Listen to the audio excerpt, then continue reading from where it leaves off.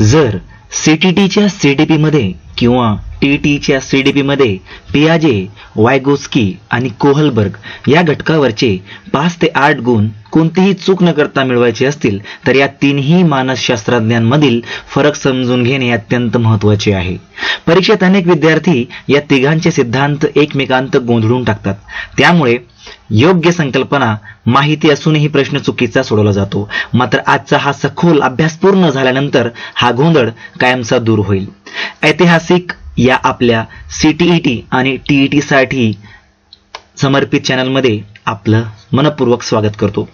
आजचा आपला उद्देश अगदी स्पष्ट आहे. सीटीईटी किंवा टीईटी मग ती कोणतीही असो, कोणत्याही वर्षाची असो, परीक्षेच्या दृष्टीने सर्वात महत्त्वाच्या विषयांवरती एक असलेला हा घटक आपण आज सखोलपणे समजून घेणार आहोत. तत्पूर्वी आपण जर चॅनलवर नवीन असाल तर चॅनलला सबस्क्राईब करा, व्हिडिओला लाईक करा, कारण हा व्हिडिओ बघितल्यानंतर तुमचे 8 ते 10 मार्क कंप्लीट येणार म्हणजे येणार. आजचा आपला उद्देश म्हणजे तुम्हाला पियाजे, वायगॉस्की आणि कोहलबर्ग यांच्याविषयी सगळी माहिती समजावून सांगणे. आज आपण केवळ सिद्धांत पाठ करणार नाही तर मानवी मेंदू कसा शिकतो, ज्ञानाची निर्मिती कशी होते आणि योग्य अयोग्य निर्णय घेण्याची क्षमता कशी विकसित होते हे समजून घेणार आहोत. या संपूर्ण चर्चेची सुरुवात एका अत्यंत महत्त्वाच्या मुद्द्यापासून करूया. जीन पियाजे, लेव वायगोत्स्की आणि लॉरेन्स कोहलबर्ग हे तिघेही मूलतः रचनावादी म्हणजेच कन्स्ट्रक्टिव्हिस्ट आहेत. याचा सरळ अर्थ असा की ज्ञान ही अशी गोष्ट नाही की शिक्षकाने ती बाहेरून मुलाच्या मेंदूत भरावी. मूल निष्क्रियपणे फक्त ऐकत नाही, उलट ते स्वतः सक्रियपणे ज्ञानाची निर्मिती करत असते. म्हणजेच मुलाचा मेंदू हा एखाद्या रिकाम्या स्पंज सारखा नसतो की जो मिळेल ती माहिती फक्त शोषून घेईल. प्रत्येक नवीन अनुभवातून मूल स्वतः विचार करते, अर्थ लावते आणि स्वतःचे ज्ञान तयार करते. मात्र इथेच अनेक विद्यार्थ्यांचा गोंधळ होतो, कारण तिघेही रचनावादी असले तरी ज्ञान निर्मितीचा मार्ग प्रत्येकाचा वेगळा आहे. पियाजे यांच्या मते मूल स्वतःच्या अनुभवातून आणि स्वतंत्र शोधातून शिकते. वायगोत्स्की यांच्या मते समाज, संस्कृती आणि भाषा हे मुलाच्या शिकण्याचे सर्वात महत्त्वाचे आधार आहेत. तर कोहलबर्ग यांनी या दोघांपेक्षाही पुढे जाऊन नैतिक विकासावर भर दिला. म्हणजेच ध्येय आणि अयोग्य याचा योग्य निर्णय घेण्याची क्षमता व्यक्तीमध्ये कशी विकसित होते याचा त्यांनी अभ्यास केला. आता या तीनही सिद्धांतांमधील फरक एक एक करून अगदी सोप्या भाषेत समजून घेऊया. सर्वप्रथम सुरुवात करूया जीन पियाजे यांच्या संज्ञानात्मक विकास सिद्धांतापासून. आता सर्वप्रथम समजून घेऊया जीन पियाजे यांचा सिद्धांत. पियाजे यांच्या संपूर्ण सिद्धांताचा मुख्य आधार असा आहे की प्रत्येक मूल हे एक लहान वैज्ञानिक असते. म्हणजेच मूल स्वतःच्या अनुभवातून, निरीक्षणातून आणि प्रयोगातून आपल्या आजूबाजूच्या जगाला समजून घेण्याचा प्रयत्न करत असते. पण याचा अर्थ असा नाही की एखाद्या मुलाला एका खोलीत एकटं सोडलं तर ते स्वतःहून बीजगणित किंवा एखादा गुंतागुंतीचा सिद्धांत शोधून काढेल. हे समजून घेण्यासाठी एक महत्त्वाची गोष्ट लक्षात पाहिजे. पियाजे हे मूलतः जीवशास्त्रज्ञ होते, त्यामुळे त्यांच्या संज्ञात्मक विकासाचा सिद्धांत पूर्णपणे जैविक परिपक्वतेवर आधारित आहे. पियाजे असे म्हणत नाहीत की मूल शून्यातून सर्व काही निर्माण करते. त्यांचा अर्थ एवढाच आहे की शिकण्याचे मुख्य इंजिन म्हणजे मुलाची जैविक परिपक्वता आणि त्याचे वय. जसा जसा मुलाचा मेंदू शारीरिकदृष्ट्या विकसित होत जातो तशी त्याची विचार करण्याची आणि जग समजून घेण्याची क्षमता वाढत जाते. हे अगदी संगणकासारखे आहे. जोपर्यंत संगणकाचे हार्डवेअर सक्षम होत नाही तोपर्यंत त्यामध्ये मोठे किंवा अवघड सॉफ्टवेअर स्थापित करता येत नाही. त्याचप्रमाणे 2 वर्षाच्या मुलाला कितीही शिकवले तरी तो अमूर्त विचार समजू शकत नाही, कारण त्याचा मेंदू त्या पातळीपर्यंत अद्याप परिपक्व झालेला नसतो. आता प्रश्न असा पडतो की मुलाचा मेंदू नवीन माहितीवर काम कसा करतो. यासाठी पियाजे यांनी स्कीमा ही संकल्पना मांडली. स्कीमा म्हणजे मेंदूमधील माहितीची मांडणी किंवा मानसिक चौकट. याची तुलना आपण संगणकातील वेगवेगळ्या फोल्डर्सशी करू शकतो. समजा एखाद्या मुलाच्या मेंदूत कुत्रा नावाचा एक स्कीमा तयार झाला आहे. त्या स्कीमामध्ये त्याला एवढी माहिती आहे की कुत्र्याला 4 पाय असतात, शेपूट असते आणि तो केसाळ प्राणी असतो. आता एके दिवशी ते मूल प्रथमच गाय पाहते, तेव्हा तो गायीलाही मोठा कुत्रा म्हणू शकतो, कारण नवीन माहिती समजून घेण्यासाठी ते मूल आधीपासून असलेल्या कुत्रा या स्कीमाचाच वापर करत असतो. यालाच आत्मसातकरण म्हणजेच ऍसिमिलेशन म्हणतात.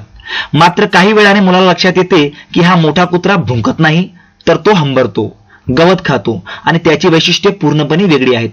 तेव्हा मुलाच्या मेंदूमध्ये असंतुलन निर्माण होते, त्याला आपण डिस्क्विलिब्रियम म्हणतो. हे असंतुलन दूर करण्यासाठी मेंदूला नवीन स्कीमा तयार करावी लागते किंवा जुनी स्कीमा बदलावी लागते. याला समायोजन म्हणजेच अकोमोडेशन म्हणतात. याच प्रक्रियेतून मुलाच्या विचारशक्तीचा आणि संज्ञानात्मक विचाराचा विस्तार होतो. परीक्षेसाठी इथं लक्षात ठेवा, पियाजे म्हणजेच लहान वैज्ञानिक अधिक जैविक परिपक्वता अधिक स्कीमा अधिक आत्मसातकरण आणि समायोजन. पियाजे यांनी केवळ स्कीमा, आत्मसातकरण आणि समायोजन या संकल्पनाच मांडल्या नाहीत, तर मुलाच्या संज्ञानात्मक विकासाच्या 4 अवस्था देखील स्पष्ट केलेल्या आहेत. अनेक विद्यार्थ्यांना असे वाटते की मूल फक्त वय वाढल्यामुळे एका अवस्थेतून दुसऱ्या अवस्थेत जाते, पण प्रत्यक्षात नाही. एका अवस्थेतून दुसऱ्या अवस्थेत जाणे म्हणजे केवळ वय वाढणे नाही, तर विचार करण्याच्या पद्धतीत होणारा गुणात्मक बदल होय. याचे सर्वात प्रसिद्ध उदाहरण म्हणजे संरक्षणाची संकल्पना म्हणजेच कन्झर्वेशन. समजा एका रुंद ग्लासात पाणी भरले आहे. आता तेच पाणी एका उंच आणि अरुंद ग्लासात ओतले. 2 ते 7 वर्षे वयोगटातील म्हणजेच पूर्व संक्रियात्मक अवस्थेतील मुलं उंच ग्लासात पाणी जास्त आहे असे सांगते. याचे कारण म्हणजे त्या मुलाचा मेंदू अजून संरक्षणाची संकल्पना समजून घेण्याइतका परिपक्व झालेला नसतो. ते मूल एकाच वेळी 2 गोष्टींचा विचार करू शकत नाही. ते फक्त पाण्याची उंची पाहते, पण ग्लासाची रुंदी लक्षात घेत नाही. म्हणूनच आपण कितीही समजावून सांगितले तरी त्या वयातील मूल आपल्याला उत्तरावर ठाम राहते. मात्र जेव्हा तेच मूल 7 वर्षानंतर पूर्ण संक्रियात्मक अवस्थेत प्रवेश करते, तेव्हा त्याच्या विचार करण्याच्या क्षमतेत महत्त्वपूर्ण बदल झालेला असतो. आता ते उंची आणि रुंदी या दोन्ही गोष्टींचा एकाच वेळी विचार करू शकतो. म्हणून ते सहज सांगतो की पाणी तेवढंच आहे, पण ग्लास बदलला आहे.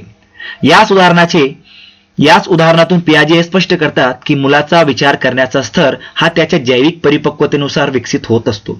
म्हणूनच एखादी संकल्पना शिकवण्यापूर्वी मुलाचा विकासाचा टप्पा समजून घेणे शिक्षकासाठी अत्यंत महत्त्वाचे आहे. आता परीक्षेसाठी झटपट लक्षात ठेवण्यासाठी काही मी तुम्हाला गोष्टी सांगतो आहे. संवेदी गामक अवस्था जन्म 0 वर्ष ते 2 वर्ष म्हणजे याची जी अवस्थेची जी वयाची जी स्थिरता आहे, जी लिमिट आहे, ती जन्म ते 2 वर्षांपर्यंत असते. पूर्व संक्रियात्मक अवस्था 2 वर्ष ते 7 वर्ष. मूर्त संक्रियात्मक अवस्था 7 वर्ष ते 11 वर्ष. अमूर्त संक्रियात्मक अवस्था 11 वर्षानंतर. आणि लक्षात ठेवा, संरक्षणाची संकल्पना म्हणजे कन्झर्वेशन हा प्रश्न विचारला तर उत्तर नेहमी पियाजे आणि मूर्त संक्रियात्मक अवस्था हेच असते. आतापर्यंत आपण पाहिले की पियाजे यांच्या मते मूल स्वतःच्या अनुभवातून शिकते, स्वतःचे स्कीमा तयार करते आणि जैविक परिपक्वतेनुसार त्याचा विकास होत जातो. मात्र ही संकल्पना पूर्ण चित्र दाखवत नाही, कारण वास्तव जीवनात कोणतेही मूल एकटे वाढत नाही. त्याच्या आजूबाजूला आई वडील असतात, शिक्षक असतात, मित्र असतात आणि संपूर्ण समाज असतो. याच ठिकाणी लेव वायगोत्स्की यांच्या सिद्धांताची सुरुवात होते. वायगोत्स्की यांनी पियाजे यांच्या लहान वैज्ञानिक असलेल्या मुलाला समाज आणि संस्कृतीशी जोडले. त्यांच्या मते मुलाचा संज्ञानात्मक विकास हा समाज आणि संस्कृतीपासून वेगळा असू शकत नाही. म्हणूनच त्यांच्या सिद्धांताला सामाजिक सांस्कृतिक विकास सिद्धांत म्हणजेच सोशल थेअरी असे म्हणतात. वायगोत्स्की यांच्या मते जर एखादे मूल समाजापासून पूर्णपणे वेगळे राहिले तर त्याच्या क्षमता कितीही चांगल्या असल्या तरी त्याचा विकास पूर्ण क्षमतेपर्यंत होऊ शकत नाही. ते असे म्हणतात की ज्ञान हे मुलाच्या मेंदूमध्ये अचानक तयार होत नाही. ज्ञान प्रथम समाजात अस्तित्वात असते आणि भाषा, संवाद व सामाजिक आंतरक्रियेच्या माध्यमातून ते मुलापर्यंत पोहोचते. यासाठी त्यांनी एक अतिशय महत्त्वाची संकल्पना मांडली आहे, ती म्हणजेच मचान. यालाच आपण स्कॅफोल्डिंग म्हणतो. हे समजून घेण्यासाठी सायकल शिकण्याचे उदाहरण पाहूया. जेव्हा एखादे मूल पहिल्यांदा सायकल शिकते तेव्हा सुरुवातीला बाजूला छोटी सहाय्यके चाके लावली जातात किंवा मोठी व्यक्ती मागून सायकल पकडून ठेवते. जेव्हा ही मदत कायमची नसते. मूल हळूहळू आत्मविश्वासाने सायकल चालू लागले की ही मदत काढून घेतली जाते. अगदी त्याचप्रमाणे शिक्षकाने सुरुवातीला मुलाला आवश्यक तेवढीच मदत करायची असते. मूल स्वतः काम करू लागल्यावर ती हळूहळू कमी करायची असते. यालाच मचान म्हणजेच स्कॅफोल्डिंग म्हणतात. या संकल्पनेशी संबंधित अनेक अत्यंत महत्त्वाची संज्ञा म्हणजे निकट विकास क्षेत्र म्हणजेच झोन ऑफ प्रॉक्सिमल डेव्हलपमेंट. यालाच आपण ZPD असे म्हणतो. CTET आणि TET परीक्षेत हा प्रश्न वारंवार विचारला जातो. निकट विकास क्षेत्र म्हणजे मूल स्वतः करू शकत नाही पण योग्य मार्गदर्शन मिळाल्यास करू शकते अशी क्षमता. या क्षेत्रात सर्वात प्रभावी अधिगम पडतो. म्हणूनच वायगोस्की यांच्या मते शिक्षकाची सर्वात महत्वाची जबाबदारी म्हणजे मुलाचे निकट विकास क्षेत्र ओळखणे आणि त्यानुसार योग्य मचान उपलब्ध करून देणे. आता निकट विकास क्षेत्र म्हणजेच झेडपीडी हे संकल्पना आणखी स्पष्टपणे समजून घेऊया. याकडे आपण एका मानसिक अंतराच्या रूपात पाहू शकतो. पहिला भाग म्हणजे अशी कामे की जी मूल कोणत्याही मदतीशिवाय स्वतः करू शकते, ती त्याची वर्तमान क्षमता आहे. दुसरा भाग म्हणजे अशी कामे जी मूल एकट्याने करू शकत नाही, परंतु अधिक जाणकार व्यक्तीच्या मदतीने करू शकते. या अधिक जाणकार व्यक्तीला वायगोस्की यांनी मोर नॉलेजेबल ऑदर म्हणजेच MKO असे नाव दिले आहे. MKO म्हणजे केवळ शिक्षकच नव्हे, आई वडील, मोठे भाऊ बहीण, मित्र किंवा एखादा अधिक अनुभवी सहअध्यायी देखील MKO असू शकतो. मूल स्वतः करू शकते त्या कामांमध्ये आणि मदतीने करू शकते त्या कामांमध्ये जो भाग आहे त्यालाच निकट विकास क्षेत्र म्हणजेच ZPD म्हणतात. हे खूप महत्वाचं मुद्दा आहे. ही संकल्पना समजून घेताना एक गोष्ट लक्षात ठेवणे अत्यंत आवश्यक आहे. जर एखादी गोष्ट मुलाच्या ZPDच्या पूर्ण बाहेर असेल तर कितीही मदत केली तरी मूल ती शिकू शकणार नाही. उदाहरणार्थ, जर आपण 5 वर्षाच्या मुलाला क्वांटम भौतिकशास्त्र शिकवण्याचा प्रयत्न केला तर कोणतेही मार्गदर्शन किंवा मचान त्याला उपयोगी पडणार नाही. म्हणूनच शिक्षकाचे पहिले काम म्हणजे मुलाचे ZPD अचूक ओळखणे. त्यानंतर आवश्यक तेवढे मार्गदर्शन, सूचना, उदाहरणे किंवा अर्धवट उत्तर देऊन मुलाला पुढे नेणे आणि जेव्हा मूल स्वतःचे काम करू लागते तेव्हा ही मदत हळूहळू कमी करणे. यालाच प्रभावी मचान म्हणजेच स्कॅफोल्डिंग म्हणतात. याच ठिकाणी सहअध्यायी अधिगम पीर लर्निंग देखील महत्वाचा ठरतो. अनेक वेळा वर्गातील अधिक सक्षम विद्यार्थी इतर विद्यार्थ्यांसाठी MKO ची भूमिका प्रभावीपणे पार पडतात. आता एक महत्वाचा प्रश्न निर्माण होतो. पियाजे आणि वायगोस्की हे दोघेही रचनावादी आहेत. दोघेही ज्ञानाची निर्मिती होते असेच मानतात. मग CTET किंवा TET मध्ये त्यांच्या प्रश्नांमध्ये इतका गोंधळ का होतो? याचे सर्वात मोठे कारण म्हणजे अधिगम आणि विकास यांचा क्रम. पियाजे यांच्या मते प्रथम विकास होतो आणि त्यानंतर अधिगम घडतो. म्हणजेच मुलाचा मेंदू जैविकदृष्ट्या विशिष्ट पातळीपर्यंत विकसित झाल्याशिवाय ते त्या स्तरावरील गोष्टी शिकू शकत नाही. परंतु वायगोस्की यांचे मत अगदी याच्या विरुद्ध आहे. त्यांच्या मते प्रथम अधिगम घडतो आणि त्यातूनच विकासाला गती मिळते. म्हणजेच समाजातील संवाद, भाषा, सहकार्य आणि योग्य मार्गदर्शन यांच्या माध्यमातून मुलाला संज्ञानात्मक विकास पुढे सरकतो. पियाजे आणि वायगोस्की यांच्यातील आणि एक महत्वाचा फरक म्हणजे भाषा आणि विचार यांच्यातील संबंध. आपण अनेकदा पाहतो की लहान मुले खेळताना किंवा एखादे कठीण काम करताना स्वतःशीच बोलत असतात. ते काहीतरी पुटपुटत असतात, स्वतःला सूचना देतात. या वर्तनाकडे पियाजे आणि वायगोस्की यांनी पूर्णपणे वेगळ्या दृष्टिकोनातून पाहिले. पियाजे यांच्या मते विचार प्रथम निर्माण होतात आणि त्यानंतर भाषा विकसित होते. म्हणजेच विचार हा भाषेपेक्षा आधी येतो. म्हणूनच मुलाचे स्वतःशी बोलणे म्हणजेच अहत केंद्री भाषण, यालाच आपण इगोसेंट्रिक स्पीच, हे त्यांच्या मते मुलाच्या शिकण्यामध्ये फारसे महत्वाचे योगदान देत नाही. पियाजे यांच्या मते त्यावेळी मूल स्वतःच्या जगात रमलेले असते, त्याला इतर दृष्टिकोनाची जाणीव झालेली नसते. मात्र वायगोस्की यांनी याच गोष्टीला पूर्णपणे वेगळा अर्थ लावला. त्यांच्या मते मुलाचे स्वतःशी बोलणे म्हणजे निरर्थक बडबड नसते. त्यांनी याला खाजगी भाषण म्हणजेच प्रायव्हेट स्पीच असे नाव दिले. वायगोस्की यांच्या मते या प्रक्रियेद्वारे मूल स्वतःला सूचना देत असते. समस्या कशी सोडवायची, पुढची पायरी कोणती, काय करायचे आणि काय टाळायचे याचे नियोजन ते स्वतःशीच बोलून करते. यालाच त्यांनी स्वनियमन म्हणजे सेल्फ रेग्युलेशन असे म्हटले आहे. म्हणूनच वायगोस्की यांच्या दृष्टीने भाषा ही केवळ संवादाचे साधन नसून विचारांची दिशा देणारे महत्वाचे साधन आहे. या दोन दृष्टिकोनांचा वर्गातील अध्यापनावरही मोठा परिणाम होतो. पियाजेच्या विचारांचा शिक्षक विद्यार्थ्यांमध्ये स्वतंत्रपणे प्रयोग करण्याची संधी देईल. तो शोधाधारित अध्यापनावर भर देईल आणि वर्गात शांत वातावरण ठेवण्याचा प्रयत्न करेल. तर वायगोस्कीच्या विचारांचा विचार शिक्षक समूह चर्चा, सहअध्यायी अधिगम आणि परस्पर संवाद यांना प्रोत्साहन देईल.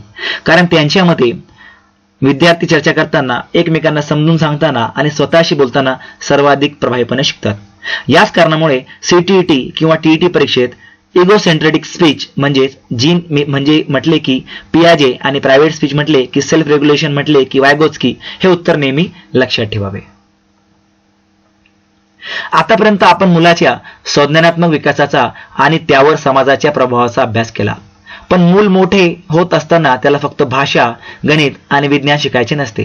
त्याला योग्य आणि अयोग्य यामधील निर्णय घेण्याची क्षमता देखील विकसित करावी लागते. याच ठिकाणी लॉरेन्स कोहलबर्ग यांचा नैतिक विकास सिद्धांत म्हणजेच मोरल डेव्हलपमेंट थिअरी समोर येतो. कोहलबर्ग यांनी माणसामध्ये नैतिकतेचा विकास कसा होतो याचा अभ्यास केला.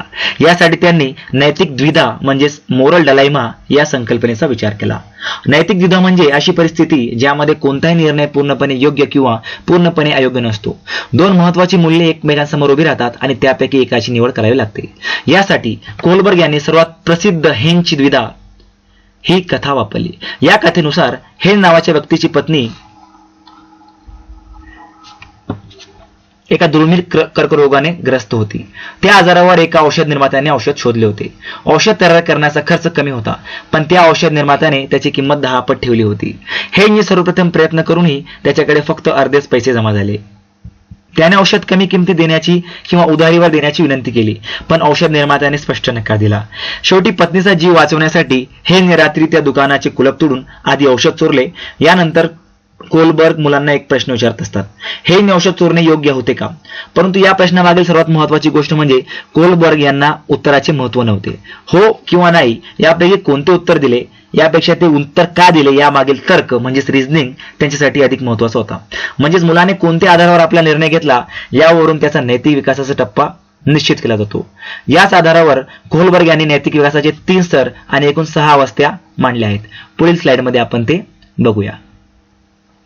आता कोहलबर्ग यांनी मांडलेल्या नैतिक विकासाच्या 3 स्तरापैकी पहिला स्तर समजून घेऊया. हा स्तर म्हणजे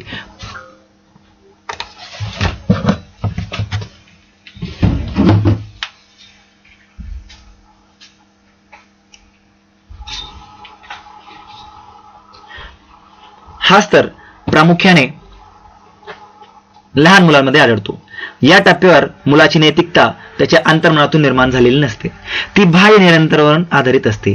म्हणजेच मुलासाठी योग्य किंवा अयोग्य याचा निर्णय प्रामुख्याने शिक्षा किंवा स्वतःचा फायदा यावर अवलंबून असतो. या स्तरामध्ये 2 अवस्था आहेत.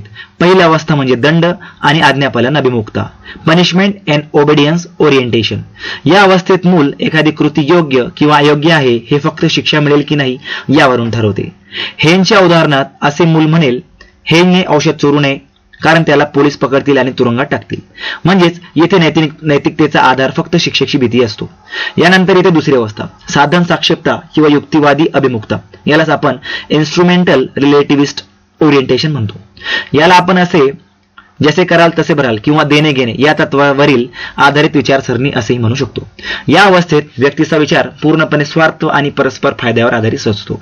हेनच्या उदाहरणात असे मूल म्हणू शकते की हेनने औषध चोरायला हवे कारण त्याला आपल्या पत्नीची गरज आहे. पत्नी वाचली तर ती पुढे त्याची काळजी घेईल. किंवा औषध निर्मात्याने औषध द्यायला हवे होते कारण भविष्यात त्यालाही कधीतरी मदतीची गरज पडू शकते. म्हणजेच या अवस्थेत नैतिकतेपेक्षा स्वतः किंवा परस्परांचा फायदा अधिक महत्वाचा असतो. CTT यासाठी तुम्ही लक्षात ठेवा. पूर्वपारंपरिक स्तर म्हणजे शिक्षा अधिक स्वार्थ, पहिली अवस्था म्हणजेच दंडाची भीती आणि दुसरी अवस्था म्हणजे स्वतःचा फायदा किंवा परस्पर लाभ. जसे मूल मोठे होत जाते, शाळेत जाते आणि समाजाचा भाग बनते तसे त्याच्या नैतिक विचारांमध्येही बदल होऊ लागतो. याच टप्प्याला पारंपरिक स्तर म्हणजेच कन्व्हेन्शन लेवल असे म्हणतात. या स्तरावरील व्यक्ती योग्य अयोग्य याचा निर्णय समाजाची मान्यता, इतरांच्या अपेक्षा आणि सामाजिक नियम यांच्या आधारावर घेते. या अवस्थेत व्यक्ती इतरांच्या नजरेत चांगली प्रतिमा निर्माण करण्याचा प्रयत्न करते. उदाहरणार्थ एखादा विद्यार्थी गृहपाठ फक्त शिक्षकांनी त्याचे कौतुक करावे म्हणून पूर्ण करतो.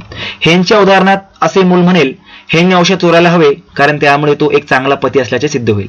म्हणजेच या अवस्थेत व्यक्तीचे वर्तन इतरांकडून कौतुक आणि स्वीकार मिळवण्यावर आधारित असते. यानंतर येते चौथी अवस्था कायदा आणि सुव्यवस्था.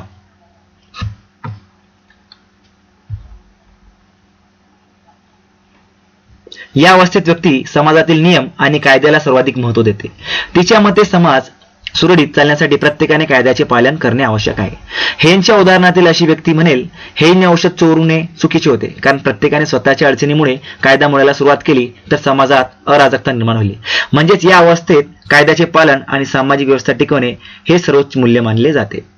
CTT साठी महत्वाचे तुम्हाला काही मुद्दे सांगतो. पारंपरिक स्तर म्हणजे समाजाची मान्यता, सामाजिक नियम.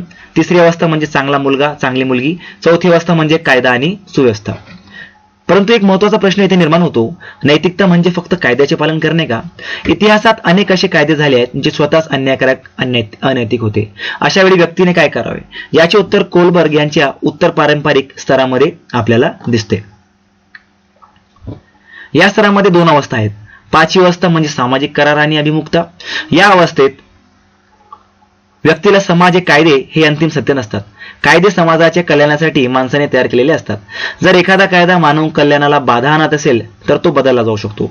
हेंच्या उदाहरणात अशी व्यक्ती म्हणेल, मालमत्तेचा अधिकार महत्वाचा आहे, पण एखाद्या व्यक्तीचा जीव वाचवणे त्याही पेक्षा अधिक महत्वाचे आहे. यानंतर ते 6वी आणि अंतिम अवस्था म्हणजे याला आपण सार्वत्रिक नैतिक तत्वे म्हणतो, युनिव्हर्सल इथिकल प्रिन्सिपल्स. हे नैतिक विकासाची सर्वोच्च अवस्था आहे. या अवस्थेत व्यक्ती स्वतःच्या अंतरात्म्याला, मानवतेला आणि सार्वत्रिक नैतिक मूल्यांना कोणत्याही कायद्यापेक्षा किंवा सामाजिक दबावापेक्षा अधिक महत्त्व देते. ह्यांच्या उदाहरणात अशी व्यक्ती म्हणेल की एका मानवाचा जीव वाचवणे हे कोणत्याही मालमत्तेच्या अधिकारापेक्षा अधिक महत्त्वाचे आहे. त्यामुळे हे ज्याने औषध चोरले ते नैतिकदृष्ट्या योग्य होते, जरी त्यासाठी त्याला शिक्षेला सामोरे जावे लागेल. म्हणजेच या स्तरावर निर्णय कायदा किंवा शिक्षेच्या भीतीवर नाही, तर अंतरात्मा आणि सार्वत्रिक नैतिक तत्वावर आधारित असतो. सीटीटीसाठी झटपट लक्षात ठेवण्यासाठी 5वी अवस्था म्हणजे सामाजिक करार, सोशल कॉन्ट्रॅक्ट. 6वी अवस्था म्हणजे सार्वत्रिक नैतिक तत्वे म्हणजे युनिव्हर्सल एथिकल प्रिन्सिपल. आणि उत्तर पारंपरिक स्तर म्हणजे अंतरात्मा, मानवाधिकार आणि सार्वत्रिक मूल्ये. आतापर्यंत आपण तिन्ही मानसशास्त्रज्ञांचे सिद्धांत सविस्तरपणे समजून घेतले. आता सीटीटी परीक्षेच्या दृष्टीने त्यांच्यातील महत्त्वाचा फरक एकाच ठिकाणी समजून घेऊया. पियाजे यांचा संपूर्ण भर संज्ञानात्मक विकासावर आहे. त्यांच्या मते मुलाचा विकास त्याच्या वय आणि जैविक परिपक्वतेनुसार होत असतो. मूल स्वतः अनुभव घेते, निरीक्षण करते, प्रयोग करते आणि त्यातून ज्ञानाची निर्मिती करते. म्हणूनच त्यांनी मुलाला लहान वैज्ञानिक असे म्हणले आहे. वायगोस्की यांचा भर सामाजिक आणि सांस्कृतिक वातावरणावर आहे. त्यांच्या मते मुलाचा विकास समाज, भाषा, शिक्षक, पालक आणि सहाध्यायी यांच्या सहकार्याने घडतो. निकट विकास क्षेत्र म्हणजे ZPD, मचान म्हणजे स्कॅफोल्डिंग आणि अधिक जाणकार व्यक्ती म्हणजे MKO या त्यांच्या सिद्धांतातील सर्वात महत्त्वाच्या संकल्पना आहेत. तर कोहलबर्ग यांनी मुलाच्या नैतिक विकासाचा अभ्यास केला. त्यांनी योग्य किंवा अयोग्य उत्तराला महत्त्व दिले नाही, तर त्या उत्तरातील तर्काला सर्वाधिक महत्त्व दिले.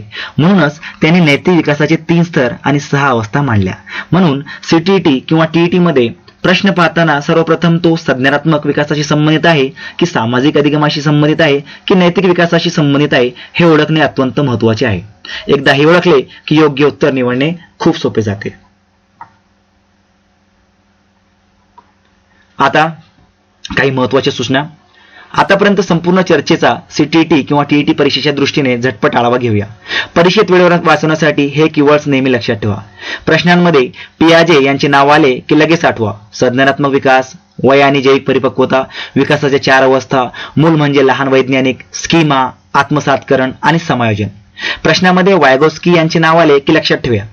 सामाजिक आणि सांस्कृतिक प्रभाव, भाषा, सामाजिक आंतरक्रिया, निकट विकास क्षेत्र ZPD, मचान, स्कॅफोल्डिंग, अधिक जाणकार व्यक्ती MKO, सहाध्याय अधिगम, पीर लर्निंग आणि खाजगी भाषण प्रायव्हेट स्पीच.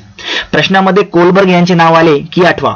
नैतिक विकासाचा सिद्धांत, हेंची द्विधा, उत्तरापेक्षा त्यामागील तर्क अधिक महत्त्वाचा, नैतिक विकासाचे 3 स्तर आणि 6 अवस्था. आज आपण केवळ या तिन्ही सिद्धांताची नावे पाठ केली नाही, तर त्यांच्या मागील विचार प्रक्रिया आणि कार्यपद्धती देखील सखोलपणे समजून घेतली आहे. म्हणूनच परीक्षेत प्रमुख किती प्रश्न वेगवेगळ्या पद्धतीने विचारले तरी योग्य उत्तर ओळखणे आतापासून सोपे होणार आहे.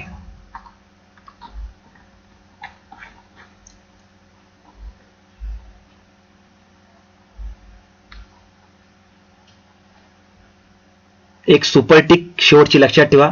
पियाजे म्हणजेच विचारांचा विकास, वॅगोस्की म्हणजे समाजातून शिकणे आणि कोहलबर्ग म्हणजे नैतिक विकास.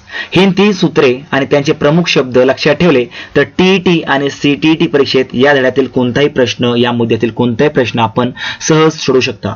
व्हिडिओ उपयुक्त वाटला असेल तर लाईक करा, मित्रांसोबत शेअर करा आणि अशाच दर्जेदार तयारीसाठी आपल्या चॅनलला नक्की सबस्क्राईब करा. धन्यवाद.